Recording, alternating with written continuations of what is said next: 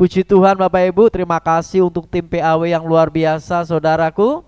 Walaupun sedikit ada keterbatasan untuk anak saya Nando saudara ya, main drumnya satu tangan kanan saja saudara ya. Tidak mengurangi sukacita saudara dalam memuji Tuhan, tapi saya bersyukur anak ini selalu saya didik untuk tanggung jawab dengan setiap apa yang Tuhan percayakan. Ya, bisa nggak aku main satu tangan? Nggak apa-apa, main satu tangan. Dan Tuhan tahu diberikan kekuatan saudara. Nanti tanggal 14 kipnya sudah mulai dilepas, jadi bisa main dua tangan lagi saudara ya. Jadi untuk 2 minggu ini bermainnya pakai satu tangan ya. Saya ajari terus untuk dia bertanggung jawab dengan setiap apa yang Tuhan kerjakan. Jadi saya mau mendidik anak-anak kami, lakukan yang terbaik, tanggung jawabmu, pelayananmu dengan sukacita. Dan kita melihat hari ini Bapak Ibu, ketika kita mengerjakan segala sesuatunya dengan penuh kebaikan, penuh dengan tanggung jawab, penuh dengan damai sejahtera, penuh dengan sukacita, saya yakin dan percaya apa yang kita kerjakan boleh menyenangkan hati Tuhan saudara. Nah, hari ini Bapak Ibu yang dikasihi Tuhan, kita akan belajar dalam satu kebenaran, sebuah kisah di dalam Alkitab, di mana setiap kehidupan kita anak-anak Tuhan, terkadang hidup kita itu sering melupakan Tuhan. Terkadang hidup kita ini sering Tuhan itu dinomorduakan, bahkan dinomorkan sekian yang paling terakhir saudara. Di dalam kisah firman Tuhan hari ini, tolong dibukakan di dalam Lukas pasal yang ke-8 ayat 40 sampai ayat yang ke-56. Tolong dibukakan Injil Lukas pasal ke-8 ayat yang ke-40 sampai ayat yang ke-56. Ini ada sebuah kisah peristiwa dari seorang yang bernama Yairus saudara. Siapakah Yairus? Mari kita baca bersama-sama. Ketika Yesus kembali, orang banyak menyambut dia, sebab mereka semua menanti-nantikan dia. Perhatikan, banyak orang yang menyambut Yesus, sebab banyak orang, semua mereka itu menanti-nantikan dia. Apa yang dinanti-nantikan saudara? Ada sebuah kondisi yang begitu menggebu-gebu, sebuah kondisi di mana mereka mengalami kehausan akan Tuhan, mengalami pengajaran-pengajaran yang sehat yang disampaikan oleh Tuhan Yesus, sehingga ketika ada orang yang sakit disembuhkan, ketika ada orang mati dibangkitkan, di situ banyak Tuhan melakukan peristiwa-peristiwa mujizat. Ayat 41. Maka datanglah seorang yang bernama Yairus. Ia adalah kepala rumah ibadat. Sambil tersungkur di depan kaki Yesus, ia memohon kepadanya supaya Yesus datang ke rumahnya. Pertanyaan saya saudara, yang datang ini siapa saudara? Yairus. Ketika rombongan Yesus mau masuk ke dalam wilayah Yairus, Yairus datang kepada Yesus. Dia memohon. Tidak hanya mohon, dia tersungkur saudara. Dia menyembah Yesus, dia memohon kepada Yesus supaya Yesus datang ke rumah Yairus. 42. Karena anaknya perempuan yang satu-satunya yang berumur kira-kira 12 tahun hampir mati saudara. Artinya apa? Anak satu-satunya semata wayangnya perempuan yang berusia 12 tahun dalam kondisi sangat kritis. Karena disitu katakan hampir mati. Dalam perjalanan ke situ, Yesus didesak-desak orang banyak. Next, ayo. Adalah seorang perempuan yang sudah 12 tahun menderita pendarahan dan yang tidak berhasil disembuhkan oleh siapapun. Perhatikan. Di dalam pasal ke-8 ini ada 2 peristiwa saudara. Di tengah-tengah perjalanan ada seorang kepala rumah ibadat yang bernama Yairus tersungkur memohon kepada Yesus. Dan ada jeda di sana saudara. Dan sebelum ketemu dengan Yesus, Yairus memohon kepada Yesus ada satu peristiwa di mana ada seorang perempuan yang sudah 12 tahun menderita apa Bapak Ibu? Pendarahan. Perhatikan, ibu-ibu siapa yang di sini pernah pendarahan? 1, 2, 3. Ibu gembala pernah saudara? Saya melihat bagaimana ketika ibu gembala mengalami pendarahan saudara, darahnya keluar saudara. Kondisi yang sangat lemas, kondisi yang sangat tidak nyaman, kondisi yang sangat menahan rasa sakit yang luar biasa. Itu baru sekian jam saja saudara. Ini 12 tahun. Coba bayangkan. Betapa tersiksanya seorang perempuan ini 12 tahun saudara. Ibu gembala itu hampir pingsan saudara. Saya bawa ke UGD ke Santa Clara saudara. Aduh, saya pikir ibu gembala sudah gak ada saudara. Karena sudah gak bisa berbuat apa-apa. Mau ngomong gak bisa, hanya bisa tergeletak lemas mau pingsan saudara. Itu 12 tahun saudara. Dan yang tidak berhasil disembuhkan oleh siapapun juga. Saya yakin dan percaya perempuan 12 tahun ini saudara sudah berusaha sebaik mungkin, sudah mencari tabib yang terbaik di zamannya itu. Tapi tidak seorang pun yang dapat menyembuhkan. Next. Ia maju mendekati Yesus dari belakang dan menjamah jubahnya, dan seketika itu juga berhentilah pendarahannya. Asal ku jamah jubahnya saudara, Yesus memakai baju, kemudian seorang perempuan ini menjamah jubahnya saudara. Seketika itu juga berhentilah pendarahannya.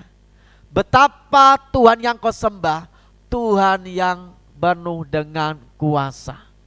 Dari tubuhnya keluar kuasa. Asal ku jamah jubahnya loh saudara. Perempuan itu menjamah jubah Yesus, seketika itu juga sembuhlah pendarahannya.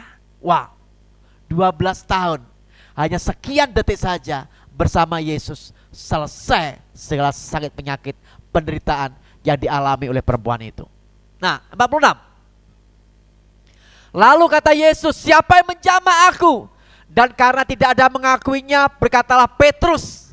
Ini Petrus ini seorang yang frontal saudara ya, temperamen saudara. Guru, orang banyak mengerumuni dan mendesak engkau. Yuk langsung lanjut. Tetapi Yesus berkata, ada seorang yang menjamah aku, sebab aku merasa ada kuasa yang keluar dari diriku. Ketika seorang perempuan menjamah jubah Yesus, ada kuasa yang mengalir. Ketika perempuan itu melihat bahwa perbuatannya itu ketahuan, ia datang dengan gemetar, tersungkur di depannya dan menceritakan kepada orang banyak apa sebabnya ia menjamah dia, dan bahwa seketika itu juga menjadi sembuh. Ayat 48. Maka katanya kepada perempuan itu, hai anakku. Menariknya gini Bapak Ibu, Yesus selalu menerima setiap jiwa-jiwa apapun keadaan jiwa itu. Dan Yesus selalu mengatakan anakku. Saudara, bahkan Yesus belum pernah ketemu dengan perempuan ini saudara. Perempuan ini hanya mendengar kata orang-orang saja. Tapi perbuatan baiknya, Yesus yang penuh kasih itu, hai anakku. Bukan mengatakan, hai budak, enggak saudaraku. Hai perempuan, enggak. Hai anakku. Saudara, betapa Yesus mengasihi akan jiwa-jiwa.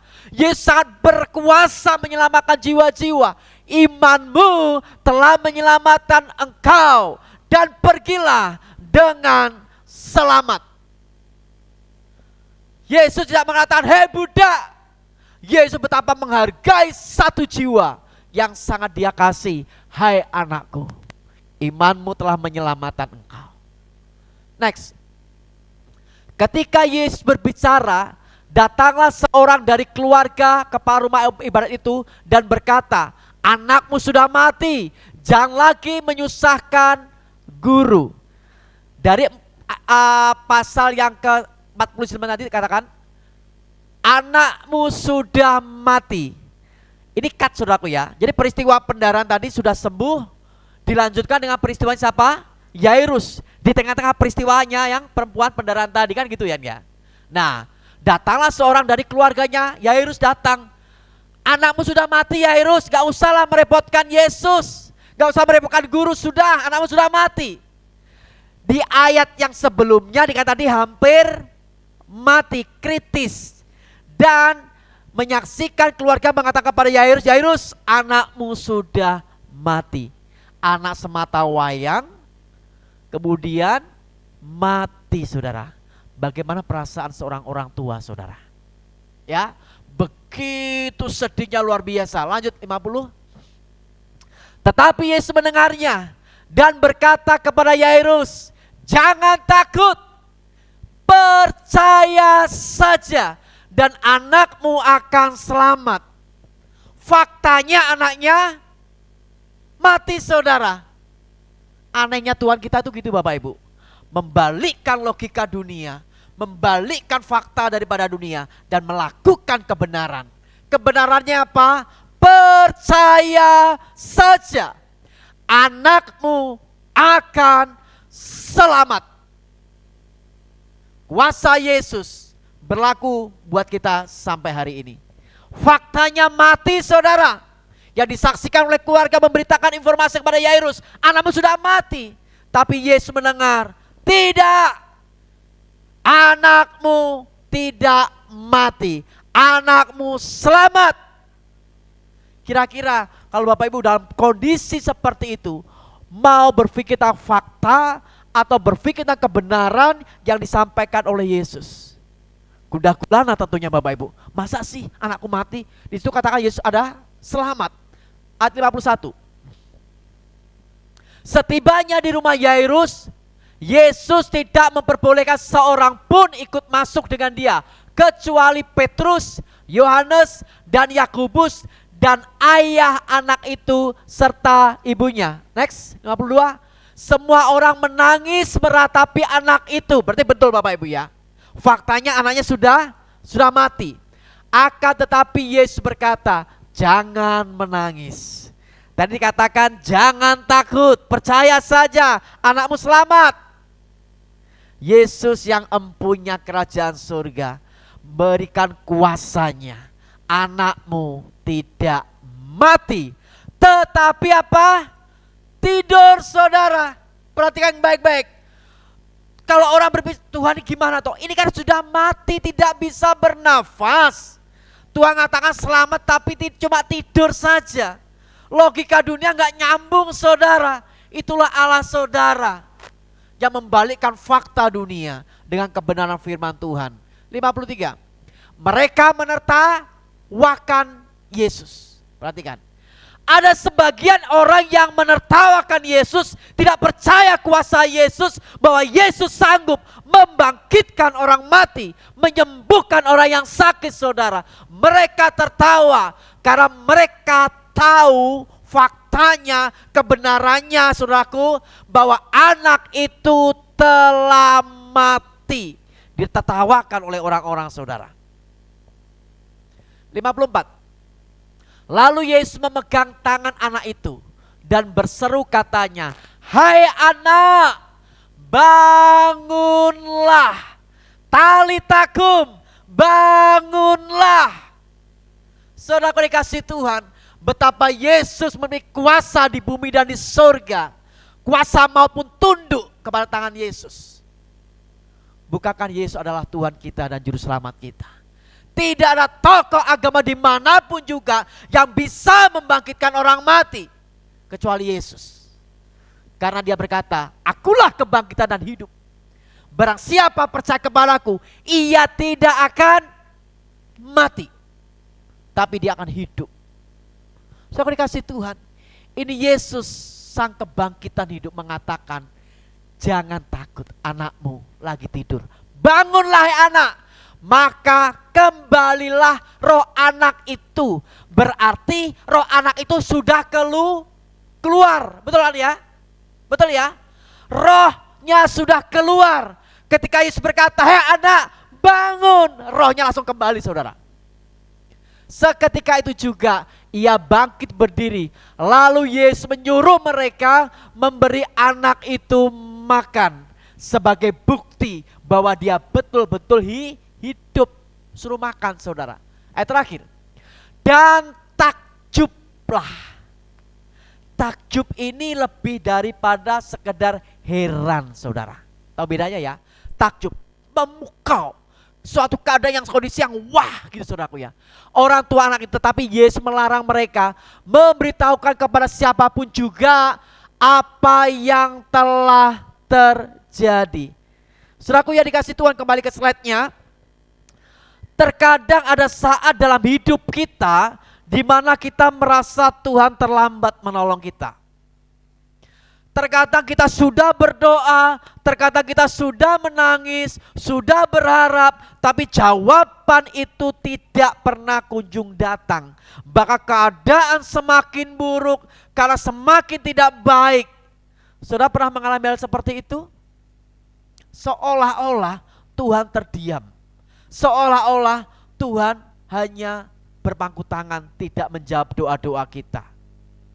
Hari ini kita belajar dari kisah seorang Yairus, kepala rumah ibadat, yang berlari kepada Yesus karena anaknya sedang sekarat saudara. Tapi kita lihat saat ini bagaimana Yesus menolong Yairus. Dan Yesus menolong perempuan itu. Dan dari sisi manusia seolah-olah Yesus terlambat menolong anaknya Yairus. Lebih dahulu siapa saudaraku? Untuk skala prioritas saudara, yang lebih sangat penting siapa yang mendesak? Anaknya Yairus. Oke ya. Kalau kita belajar skala prioritas saudaraku, ada yang mendesak, ada yang penting, ada yang tidak penting, ada yang bisa tidak dikerjakan. Dalam skala prioritas ini, yang mendesak adalah siapa? Anaknya Yairus seharusnya yang segera ditolong. Tapi mengapa Yesus menunda sementara waktu menolong orang yang pendarahan tadi?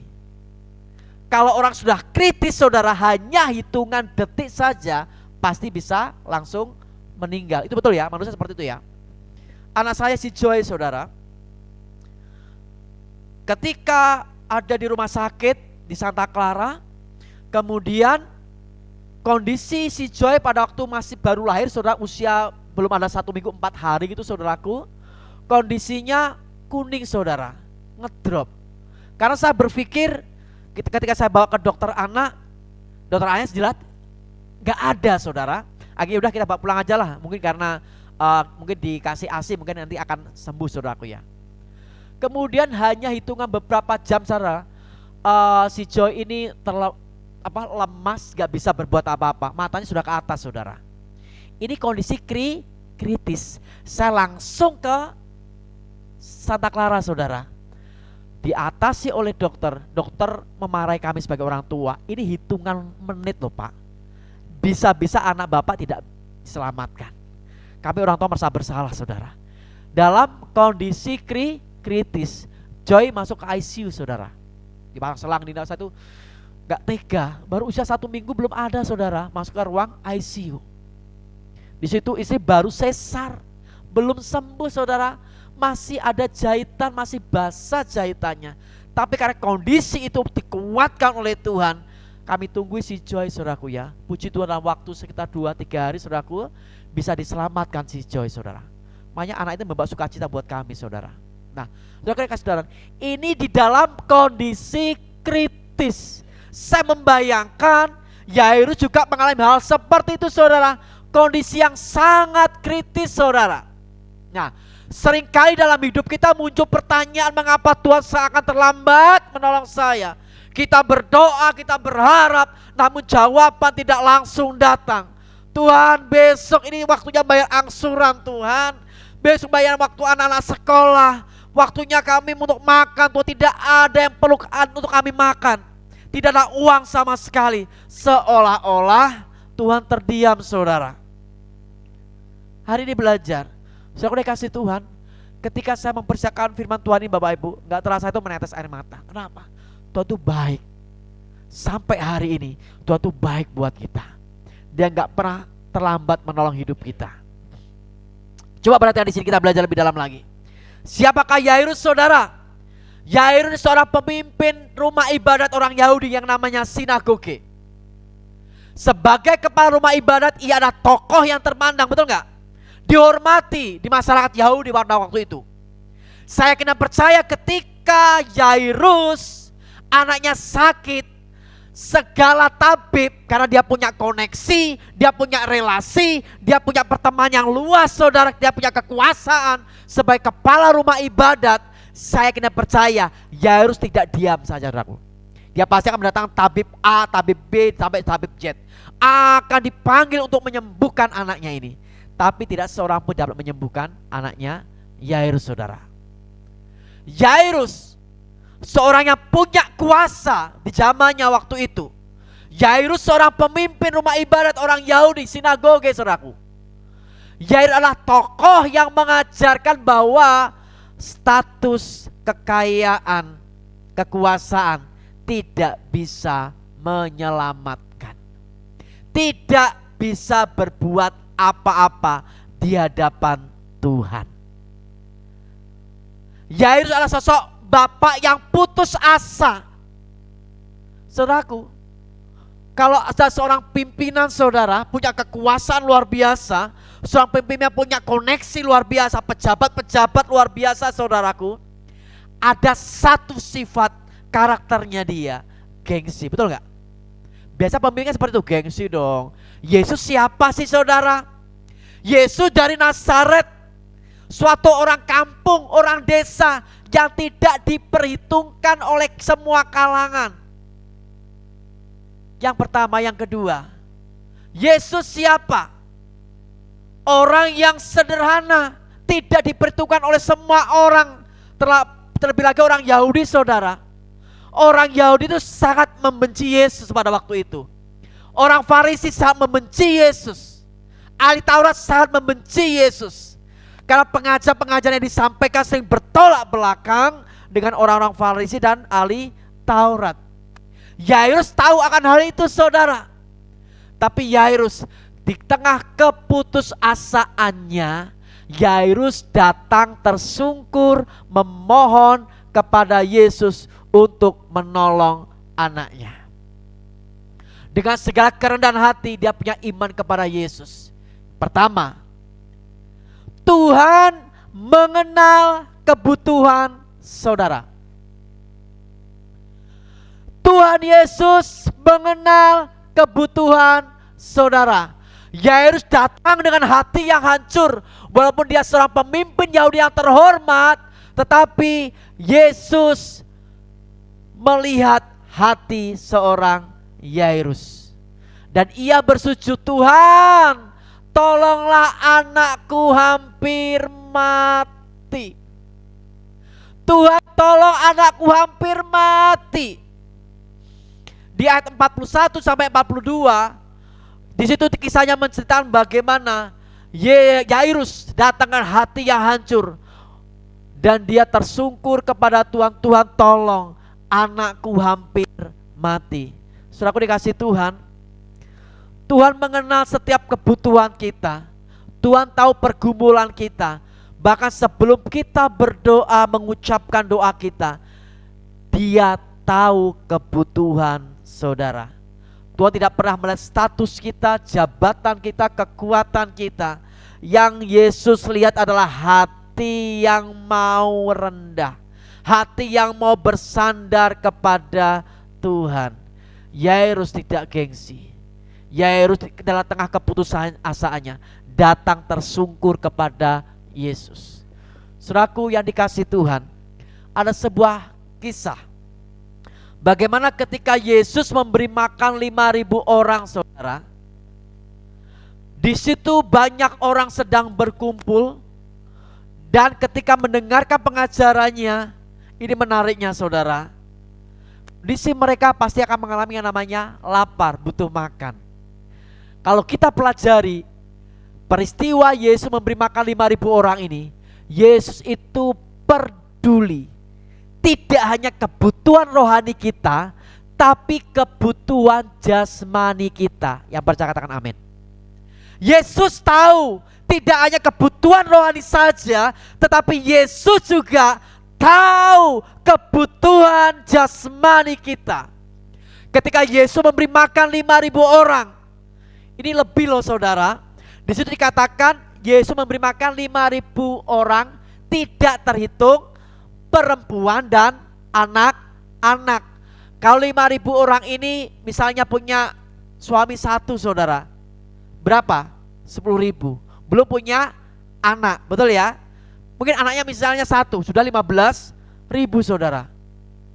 Dari 7 makanan ini, 5 roti dan 2 ikan, Tuhan cukupkan semuanya. Artinya gini, Tuhan tahu segala kebutuhan kita, yang melampaui segala akal pikiran kita. Itu yang Tuhan sediakan buat saya dan saudara. Bapak Ibu dikasih Tuhan. Yang kedua, penundaan bukan berarti Tuhan tidak peduli. Contohnya apa saudara? Bayangkan saudara, ketika perasaan Yairus yang melihat anaknya hampir mati, anaknya sekarat, waktunya sangat singkat, hitungan detik saudara, seolah-olah Yesus malah menunda, lebih berfokus kepada perempuan yang 12 tahun pendarahan saudara. Seolah-olah Tuhan menunda. Dari kacamata manusia terlambat, tapi Yesus ingin menunjukkan bahwa kuasanya cukup untuk semua orang. Kuasanya sanggup melawat semua orang saudara. Ini saudaraku, Tuhan tahu, Tuhan sangat peduli. Penundaan bukan berarti Tuhan tidak peduli terhadap saudara dan saya. Dalam perjalanan menuju rumah Yairus, Yesus berhenti ketika melihat ada perempuan yang 12 tahun pendarahan. Artinya gini Bapak Ibu, mungkin saat ini kita sedang menunggu dan menunggu setiap doa-doa kita, seolah-olah Tuhan terdiam. Tetapi penundaan Tuhan ini bukan berarti ia tidak peduli saudara. Penundaan adalah bagian dari proses untuk menguatkan iman Yairus dan iman saya dan saudara. Saya ulangi, penundaan adalah bagian dari proses untuk menguatkan iman Yairus yang seharusnya segera ditolong, tetapi seolah-olah Tuhan menunda. Tuhan tidak pernah salah dalam waktu, dan Tuhan tidak pernah salah di dalam pekerjaannya menunda, seolah-olah tertunda saudara. Itu untuk mendewasakan iman kita. Siapakah kita berharap selain kepada Yesus? Terkadang Bapak Ibu yang dikasih Tuhan, kita sering menomorduakan Tuhan.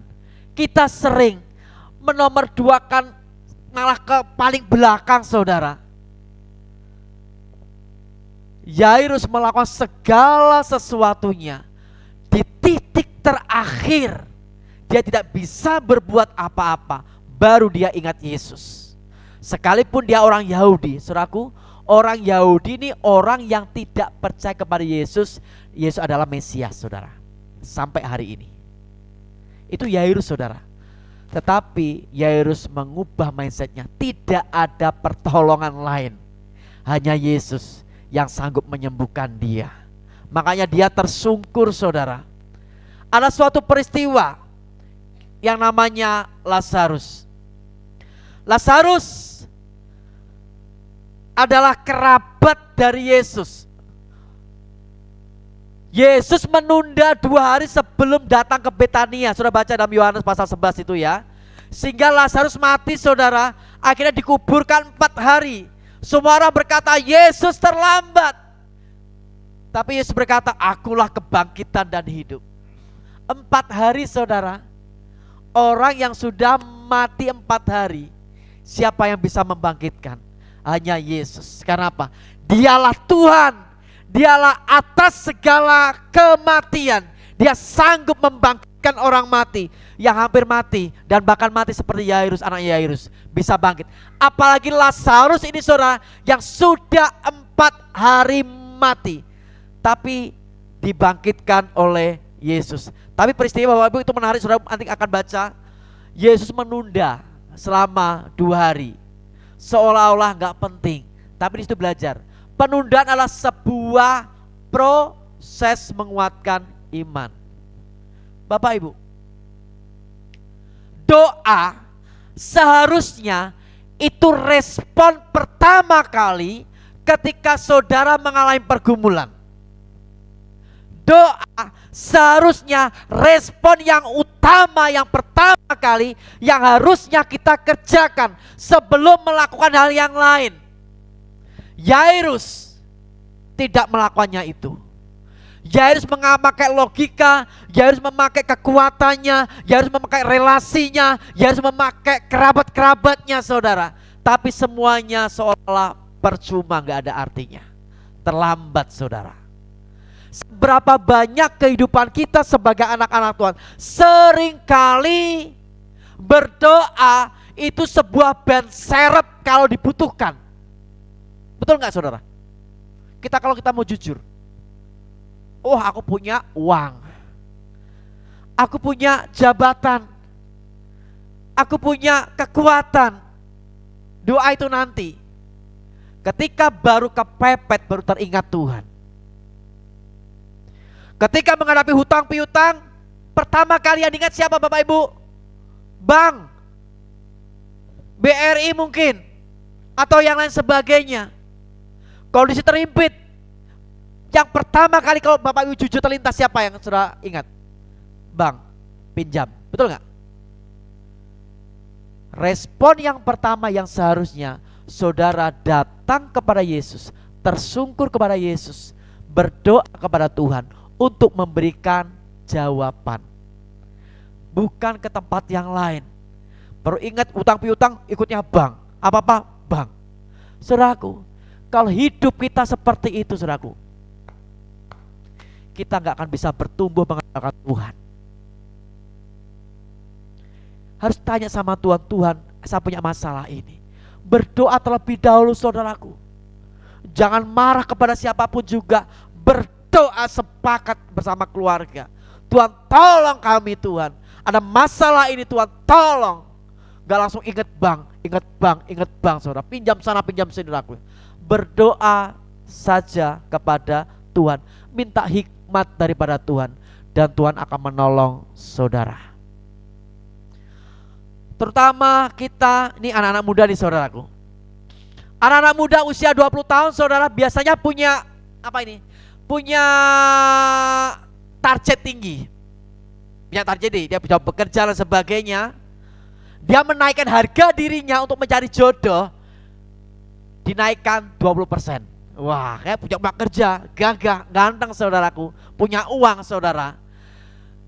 Usia 30 saudara sudah mulai berpikir, ketika usia 20 harga dirinya dinaikkan 20% saudara. Ketika usia 30 saudara mulai berpikir, akhirnya harga dirinya didiskon 30%. Karena apa? Sudah usia 30. Usia 40 sudah mikir lagi Bapak Ibu, harga dirinya apa? Diskon 50% plus 20%. Diskon saudara, usia 40. Usia 50 saudara, apa dikatakan? Diskon 90% plus 10%. Gratis. Usia 55 saudara, buy one get one. Seringkali kita seperti Bapak Ibu apa? Gak ada harapan lagi. Mari kita belajar hari ini. Andalkan Tuhan dalam segala sesuatunya. Jangan sampai buy one get one. Ya sudah, yang penting aku laku, tinggalkan Yesus saudara. Banyak sekali anak Tuhan seperti itu. Di tempat ini jangan sampai terjadi saudara. Ya, tetap andalkan Tuhan. Sekalipun kita sedang kesulitan atau mungkin kita sedang mencari jodoh, carilah jodoh yang seiman bersama Tuhan. Berdoa sama Tuhan. Tuhan pasti beri yang terbaik. Nah, yang ketiga, poin yang ketiga, yang terakhir ini saudaraku ya. Tuhan sanggup mengubah keadaan yang mustahil. Ketika Yesus masih berbicara, kabar buruk datang dari keluarga Yairus. Yairus, anakmu sudah mati. Jangan lagi menyusahkan guru. Dari perspektif manusia sudah selesai, tidak ada lagi harapan. Tapi Yesus berkata, membalikkan fakta dunia, jangan takut, percaya saja, maka anakmu akan selamat. Dan ketika Yesus tiba di rumah, ianya berkata, talitakum, bahasa Ibrani saudaraku, talitakum, hai anak, bangunlah. Seketika itu rohnya kembali kepada anaknya Yairus. Apa yang terjadi saudara? Kuasa Yesus tidak terbatas hanya pada kesembuhan, tetapi juga atas maut. Bagi manusia mustahil, tetapi bagi Yesus tidak ada kata terlambat untuk menolong saudara. Apapun kondisimu, datang kepada Yesus. Mungkin kita sedang menghadapi situasi yang sangat mustahil, sesuatu yang sangat mungkin, hubungan yang mungkin hancur, penyakit yang tidak kunjung sembuh, pintu berkat seolah-olah tertutup, kerja ini gagal, kerja ini gagal, kerja ini gagal. Tetapi ingatlah, Tuhan Yesus sanggup membalikkan keadaan kita. Yesus berkuasa atas hidup kita. Yesus berkuasa atas mati kita. Dan Yesus berkuasa untuk menyembuhkan kita. Bapak Ibu, mari kita belajar. Sekali lagi, doa adalah respon pertama kali ketika engkau menghadapi pergumulan. Bukan yang lain. Engkau akan membuktikan ketika doa menjadi respon pertamamu. Proses Tuhan untuk menguatkan iman saudara. Dan perhatikan baik-baik. Tuhan pasti menolong tepat pada waktunya. Di injury time mungkin kita baru tolong Tuhan. Tapi intinya bahwa Tuhan tidak pernah terlambat menolong saya dan saudara.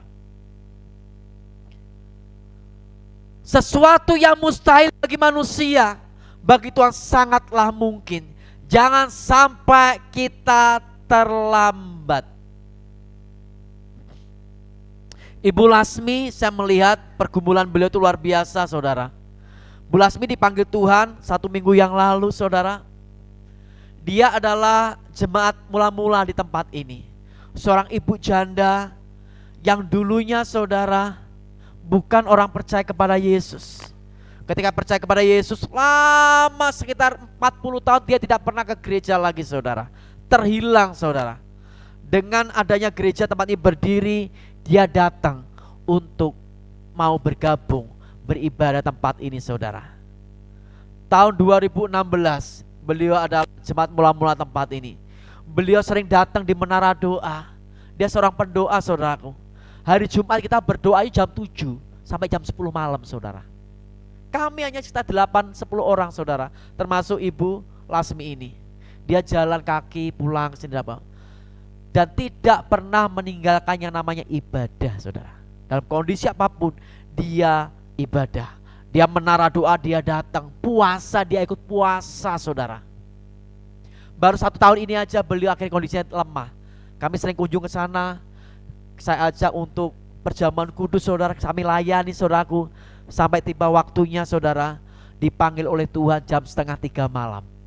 Jadi telepon sama menantunya, Pak Yer, Ibu sudah gak ada. Puji Tuhan. Tidak terlambat untuk percaya kepada Yesus. Tidak terlambat untuk dia kembali kepada Yesus. Sukacita kami sebagai gembala jemaat bisa menuntun setiap jiwa-jiwa mengakhiri sampai garis akhir saudara. Dan tidak terlambat untuk diselamatkan oleh Tuhan. 2:30 saya meluncur ke rumahnya beliau, saya mandiin bersama ibu gembala saudara. Kami dikuatkan oleh Tuhan. Ya selama kami jadi gembala jemaat belum pernah memandikan jenazah saudara. Kami dikuatkan oleh Tuhan. Kami melayani beberapa janda-janda yang selama ini meninggal, saudara, dalam kondisi sakit, mungkin kondisi yang terluka, diabetes, saudara. Kami layani dengan sukacita, kami mandiin, saudara. Itu sesuatu kekuatan yang luar biasa melayani anaknya Tuhan, itu luar biasa. Kesukaan buat kami, saudara. Sebelum beliau meninggal, saudara, nah waktu itu juga kondisi Nando baru pulang dari rumah sakit hari Kamisnya, saudara. Jam 7:30 saya sudah janji nanti kalau selesai dari rumah sakit saya akan langsung ke tempatnya Bu Lasmi, Mbak. Akhirnya saya datang 7:30, saudara. Ketika saya datang, Ibu Lasmi sudah ada di kasur, saudara. Tuhan kasih sesuatu kepada saya, sudah waktunya. Saya nangkap, oke Tuhan, terima kasih. Saya berdoa sama Ibu Lasmi. Saya ngomong sama, ini ada Ibu Gembala. Saya ngomong sama anak-anaknya. Mbak, Mas, anaknya ada 2 di situ. Siap ya? Ibu Lasmi dipanggil Tuhan. Ikhlas ya? Ikhlas. Bener ya? Ikhlas. Ya sudah, saya kembalikan sama Tuhan. Saya doanya gini aja. Ku serahkan anakmu pada Tuhan. Saya serahkan saudaraku ya. Saya pegang kepalanya. Ini Ibu Mbak Lasmi pulang bersama Tuhan ya. Di dalam nama Yesus, Bu Lasmi pulang dengan sukacita. Saya bisiki di telinganya. Dan saya percaya Ibu Lasmi dengan damai sejahtera kembali pulang bersama Tuhan di surga. Bapak Ibu dikasih Tuhan. Ada Bapak Ibu yang mau saya doakan bersama Tuhan? Maju ke depan, ada? Sini saya doakan. Sering Bapak Ibu, sering banget saudara. Kami mendapatkan beberapa anak-anak Tuhan dan bukan anak Tuhan.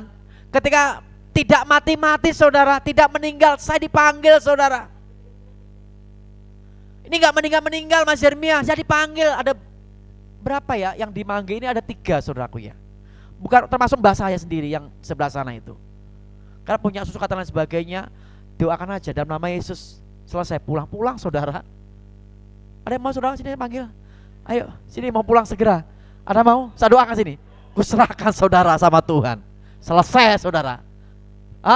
Ayo, Tuhan mau supaya kita jangan terlambat datang sama Tuhan.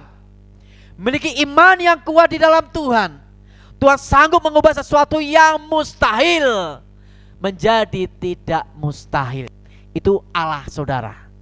Ada peristiwa kisah bangsa Israel ketika menyeberangi laut Teberau saudara. Saat tidak ada jalan, di depan ada laut, di belakang ada tentara Mesir.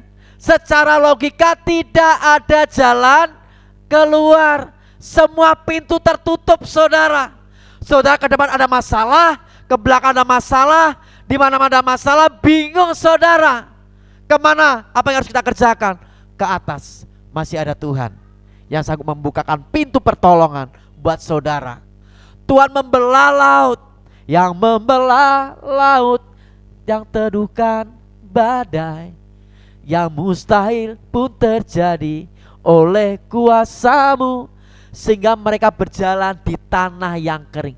Gak masuk logika loh saudara. Tidak ada peristiwa-peristiwa yang ajaib seperti ini yang dialami oleh bangsa Israel ketika dia dikejar oleh tentaranya Mesir, tentaranya Fir'aun. Laut terbelah kering saudara. Sesuatu yang gak mungkin, itulah Tuhan kita saudara. Terkadang saya itu, kenapa sih kita tuh mengandalkan kekuatan, kekuasaan kita? Seringkali yaitu doa menjadi ban serep yang terakhir yang dibutuhkan saudara. Kita gak boleh seperti itu. Kita harus mengandalkan Tuhan. Sebab kita percaya apa? Kuasa Yesus tidak terbatas hanya pada kesembuhan, tetapi juga atas maut. Bagi manusia mustahil, tetapi bagi Tuhan kita tidak ada kata terlambat. Bagi Tuhan kita sesuatu yang tidak mungkin menurut ukuran manusia, dan itu mungkin bagi Allah saudara. Sebab kita punya Allah yang maha dahsyat. Siapa namanya? Siapa namanya? Yesus Tuhan kita. Dialah Jehovah Jireh, Allah yang mencukupkan segala kebutuhan saudara. Dia Jehovah Samah, Allah yang hadir di sana. di keluarga saudara, di kehidupan saudara, di rumah tangga saudara, di pekerjaan saudara. Dia Jehovah Shammah, Allah yang maha hadir, omnipresent, Allah yang maha hadir ketika engkau ada pergumulan, persoalan. Penundaan bukan berarti Tuhan tidak peduli. Dia peduli saudara. Sebuah proses yang mendewasakan kita. Dan dia Jehovah Shaddai, Allah yang maha besar. Hari ini kita belajar saudara. Ayo, Tuhan mengenal setiap kebutuhan saudara. Jangan pernah takut dan berharap kepada Tuhan. Penundaan bukan berarti Tuhan tidak peduli. Dia sangat peduli. Dan Tuhan sanggup mengubah keadaan yang mustahil menjadi sesuatu yang mungkin buat kita. Jangan takut, percaya pertolongan Tuhan pasti tepat pada waktunya. Mari kita pegang janji ini, karena Tuhan tidak pernah terlambat. Tuhan adalah Allah kita yang hidup, Allah yang berkuasa, Allah yang menepati setiap janji-janji firman-Nya. Mari bersama-sama kita boleh bangkit berdiri. Ada satu firman Tuhan di dalam kitab Mazmur pasal yang ke-23 yang sudah dinyanyikan tadi. Kita deklarasikan iman kita dalam firman Tuhan hari ini dalam kitab Mazmur pasal yang ke-23. Kita percayai bahwa Tuhan adalah gembala kita yang baik. Kita deklarasi iman kita, kita perkatakan percaya bahwa Tuhan peduli terhadap kehidupan saudara. Mari kita baca kitab Mazmur pasal 23. 1, 2, 3. Tuhan adalah gembalaku, takkan kekurangan aku. Ia memberikan aku di padang yang berumput hijau. Ia membimbing aku ke air yang tenang. Ia menyegarkan jiwaku. Ia menuntun aku ke jalan yang benar oleh karena namanya. Sekalipun aku berjalan dalam lembah kekelaman, aku tidak takut bahaya, sebab Engkau besertaku. Gadamu dan tongkatmu itulah yang menghibur aku. Engkau menyediakan hidangan bagiku di hadapan lawanku. Engkau mengurapi kepalaku dengan minyak, pialaku penuh melimpah. Kebajikan dan kemurahan belaka akan mengikuti hidupku seumur hidupku, dan aku akan diam dalam rumah Tuhan sepanjang masa. Terima kasih Bapa.